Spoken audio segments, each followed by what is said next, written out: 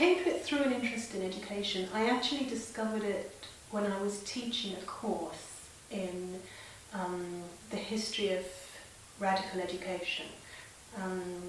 It was a course that I'd taken over from another colleague, and it was at a teachers' training college for teachers who were going to work in experimental and democratic schools. And the course syllabus basically consisted in a very familiar narrative about progressive and radical education that started from Rousseau and worked through Pestalozzi, Dewey, and up to Summerhill, basically. And I'd been sort of doing this stuff for a while, and I thought I just got bored with it, and I was looking for something different to put on the bibliography, some other sources to use with the students. And I was just searching in the library one day and literally stumbled across Paul Averich's book on the modern school movement, the anarchist school movement in the United States.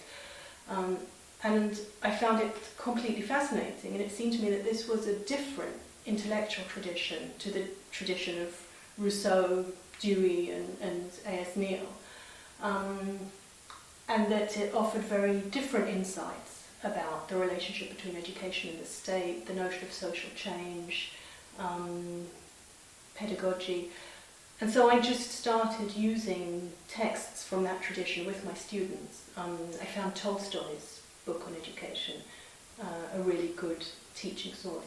And that was how I became interested in the anarchist tradition. And then at some point I realised that no one had ever written anything philosophical about the underpinnings of the educational ideas and practice of that tradition. And so that's how I embarked on the project of doing that.